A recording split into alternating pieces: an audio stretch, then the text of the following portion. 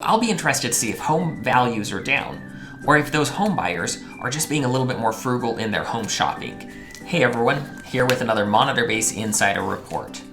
If you're looking for trends that are happening in the US today, this is a great place to get an idea of what's happening. Now, as always, remember, this is based on the data that we monitor, and it's not perfectly representative of the US population as a whole, but it's generally very representative of what you might see happening within your own databases of customers as a mortgage professional.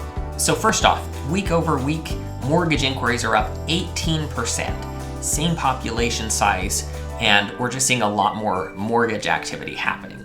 Most of that increase is actually in the current homeowner section, refis for loans under 12 months old, continuing to see that trend.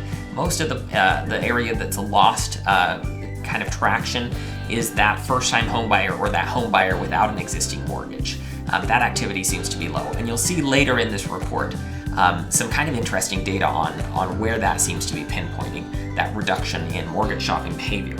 Older mortgages continue to gain ground. This is kind of something that we started seeing pick up last week, where some of those 5-6-year-old mortgages are starting to re-enter the market. This is interesting and a little bit rare, but by the percentages, it's been a small percentage of the activity, but it's making big growth based on how small the segment has been. And really that first-time home buyer segment, people without an existing mortgage who are entering the market for a mortgage, it was one step forward and one step back. We're back to where we were several weeks ago. We thought we saw a little bit of a surge, but they're losing traction. And one of the interesting things that we're seeing in that group of people in that home buyer market, when we look at the average mortgage balance across the population of the people entering the market. So there's kind of dividing line. Once you were above a $550,000 mortgage balances tend to be increasing, be that through cash out or through clients out there who are purchasing in that category are sizing up. Whereas if you look anything below that 550 mark, and particularly focused, there's kind of a midpoint where that's the worst, but anything below 550, those mortgage balances tend to be getting smaller, meaning there's not a lot of cash out happening within that group, or current home buyers who are out there shopping, they tend to be purchasing smaller.